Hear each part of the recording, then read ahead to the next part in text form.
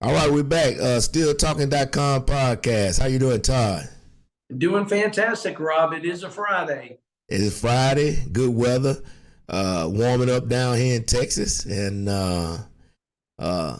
Steelers are keeping it busy still, man. They are, even though we're just in the middle of the OTAs. Yeah. The NFL stops for no one.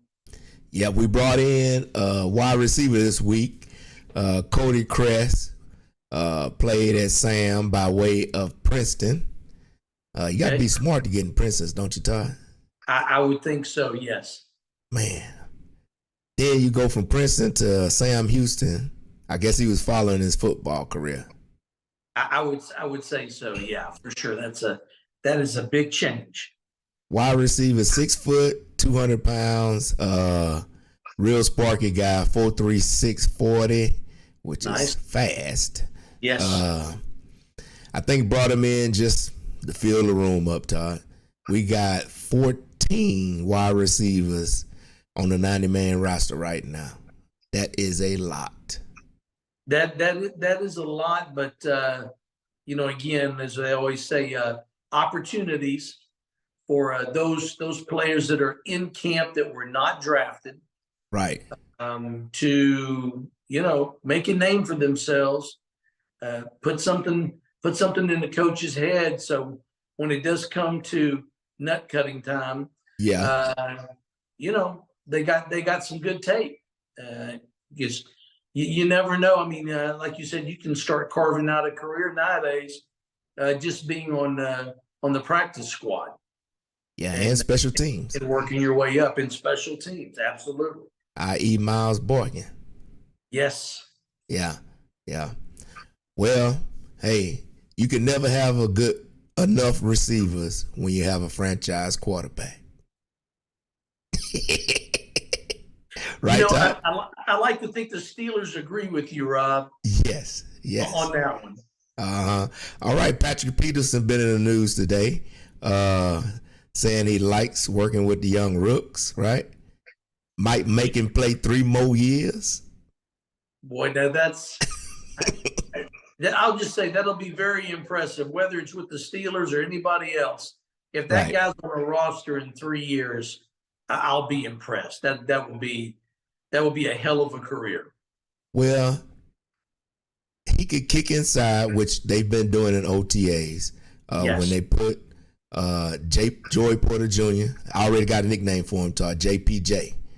When they put JPJ out and they have Levi on the other side, they kick Peterson in the middle. Okay. That's pretty good. I mean, I'd like to think, Rob, a move like that is going to help prolong his career. Yeah. And also keep him from being at a disadvantage where, like a Joe Hayden, we all know he's lost a step. Yeah. Maybe not to the extent that Joe did between, his last season and right after that. But still, we got to be realistic. This guy will be 33 years old when the season starts, and you just don't see a lot of 33-year-old outside, cornerbacks. So I think it's reasonable to assume that they are going to put him in some different spots, and again, due to the erosion of some of his talents, he's not really a man-to-man kind of guy anymore. I think he's more apt to perform better in a zone situation than he will man-to-man, which to me, that was the thing about the signing that kind of tricked me, Rob, was like, well, now, wait a minute. Here's a guy that really, at this point in his career, again, I think will perform better in a zone situation than he will man-to-man, yet the Steelers' philosophy at that position tends to lean towards man-to-man. So I'm sure that's what all these talks have been about. And now, whether it's him and the defensive coordinator, or him and the defensive coordinator and Mike Tomlin, however they want to have those discussions, I'm sure they are aggressively trying to find a good spot for him where he can help the team out. Yeah. Just like wide receiver, you can never have enough corners. No, And no doubt. and I love that he's working with JPJ and Corey Trice Jr. Yeah, he's We actually trying to need, be a leader. yeah. We haven't had that on the offensive side in a while. So we need more guys like that to come in. The older guys, teach them the Steeler way, even though Patrick Peterson is not a Steeler. Right. But that was been a stickler of mine in the past, especially on the offensive side, with guys not passing on the torch. Right. Yeah. I agree with you. All right. Let's get to our show. What we really want to talk about, Todd. Who out of the 2023 draft class is going to have the biggest impact on the season this year? And your guy is who, Todd? That would be Mr. Darnell Washington, third round pick out of Georgia. Tight end. Right. Tight end, 6'7", 270 pounds. Man. I should just call him Eric Green Jr., but that might be a disservice to him. So I'm going to try not to do that. Man. Yeah. He built a little different than Eric Green was. Oh, no doubt. But, just size-wise, he kind of is in that atmosphere. But no, definitely two different players. Rob, I really got a mixed bag. It's hard to look at Darnell Washington right now and say to you or to Steeler Nation, statistically, what do I think he's going to bring to the table next year? Because it is just going to depend on going into the beginning of the season, who the weapons are. We know who they should be, but we don't know if there's going to be a distribution of the ball even more so than what transpired last year.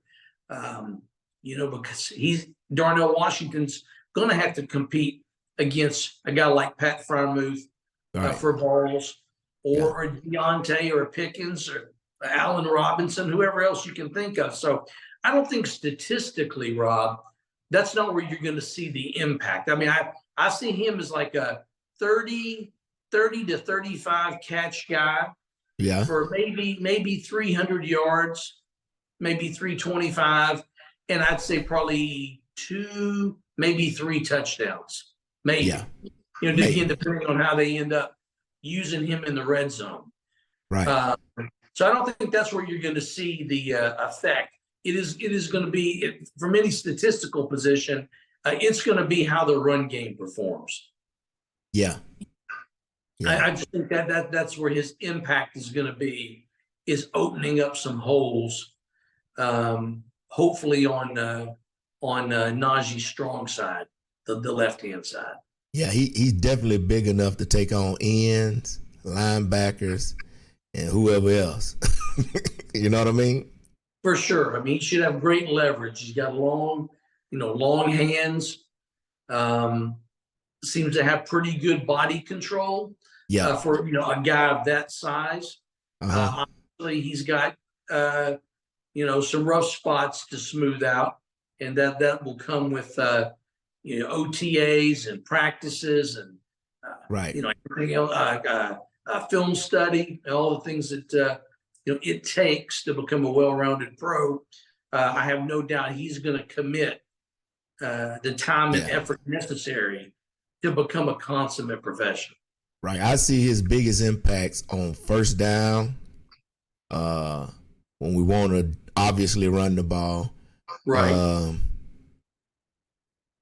Short yardage. Yes. Goal line. Man, he's a big target on the goal line. I'm trying to figure out what linebackers could cover. Just throw it up. He should be able to get it. Yeah, I mean, if the line can just do their job and give Pickett that extra half a second that he might need, that should lend itself to a lot more success than what obviously happened last year. Yeah, and I was thinking additionally in the fourth quarter, when we got teams on the ropes and we got the ball, we want to run it down their throat and end the game. Yes. I see him big part of that. Yeah. All right, let's move on to my guy, Todd. All right, my guy I see having the biggest impact, and when I thought about this, I was thinking about positions that you don't have a big ramp up learning curve, and you can get out there and contribute right away. Okay. My guy was Keanu Benton, defensive lineman out of Wisconsin, 6'4", 315 pounds. Man, lining up next to Cam and TJ. Man, he gonna get single coverage every time, single guy on. And if he can beat that one guy, he'll have a big impact, especially on run downs and in the passing game, but definitely on running game, man. Big guy, quick first step. I was just going to say, I really like, again, for a guy his size, he's very athletic. Yes, very athletic. Long arms. He's kind of a throwback what we like. It's hard to find those guys in the draft now, but he's exactly kind of the size and the measurements that the Steelers like. Yes. Yeah. So I see him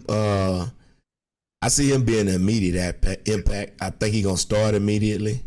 I don't see nobody that can, right now, who you think that could take his spot?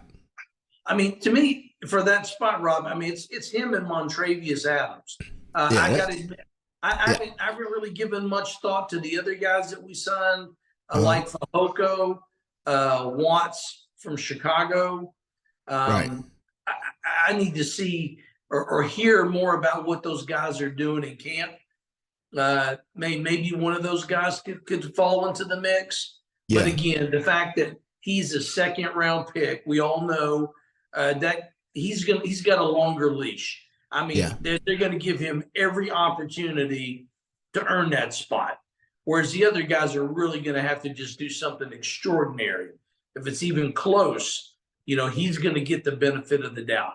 He's the pedigree guy. He's the younger guy. And they're going to tend to lean on that, especially, like you said, having veterans like Larry O and Cam, nearby him. Yeah. I think they can afford to play somebody that's young in a spot like that because he didn't have to do it all by himself. Yeah, I see him as the next Cam coming up. But we still need to get Cam that Super Bowl that he needs. No doubt, man. I mean, if anybody on that team, not just because he's been around the longest, but I mean, that dude has put his heart and soul into that team, and it would just be really sad if he doesn't get a chance to cling on to the Lombardi. Yeah. Before we get out of here, Todd, I'm gonna ask you a question that I'm probably gonna be asking you all year until the year starts, or till mid to late of the end of the year. Has anything we done changed your outlook on your win total for this upcoming year? Well, Rob, what I'm going to say is that the answer is yes, but it was already a built-in yes. When I say we're going to go 9-8, right, I'm kind of hedging my bet that I'm picking about a game lower than what I really think is going to happen. Okay. So there wouldn't be some shock if the Steelers went 10-7. Now, if the Steelers go 11-6, okay, now I'm gonna start perking my eyebrows up a little bit, going, right. That would surprise me. But I could easily see. I mean, looking again at the schedule, I happen to have it in front of me, Rob. I could see at least one of these games where I had a loss peg that they could win. But it's also, I could say the same thing with a W turning into an L. I just want this team to come and play consistent and not play down to certain teams' talent level. Right. Which in the past, we have noticed that has happened. So if they can keep the ship steady from an effort perspective and execution, there's no reason why this team can't. I'm not going to use the term easy, but it's a very doable 10-7.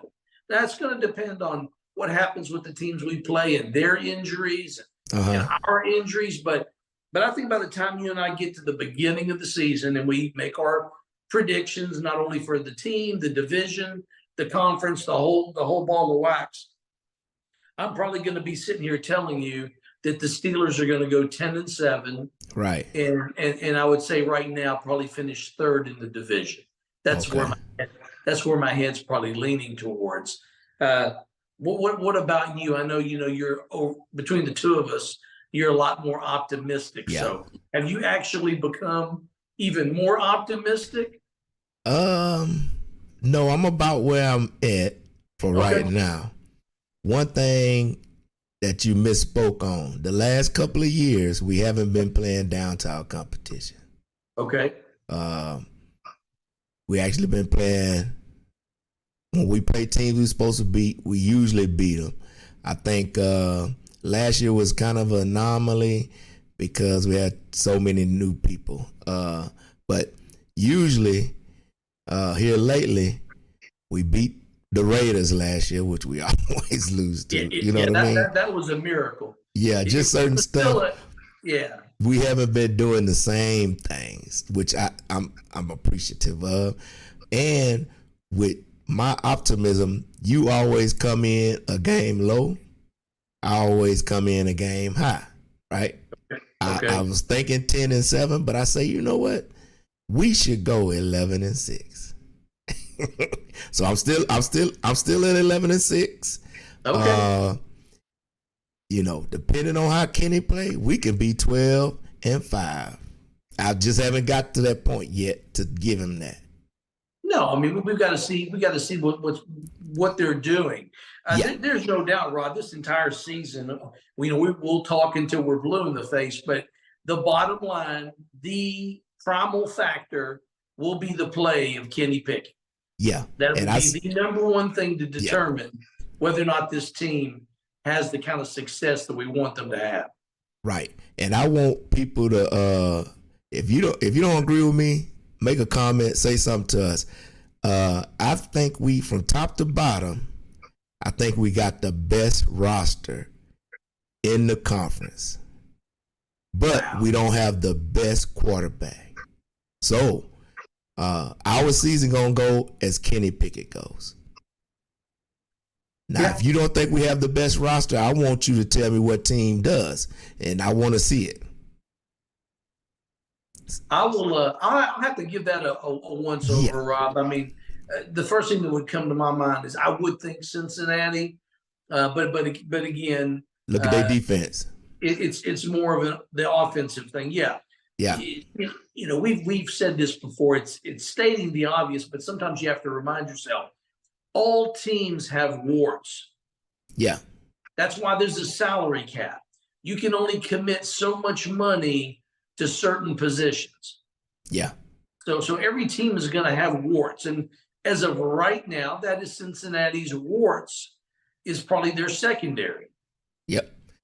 And so, man, let's get them out of here, Ty. We can win a little bit over because we're excited and we haven't talked with each other in a while. So, but we'll be back next week, next Friday, and we'll explore some more things, right, Todd? Absolutely, man. And if you're enjoying the content and you like what you hear, we love to hear back from you. Hit that like button, hit that subscribe button. We're trying to get to 1,000 subscribers, hopefully before the season. If not, hey, we'll keep pumping. There you go. All right. Without further ado, here we go, Steelers. Here we go. Who?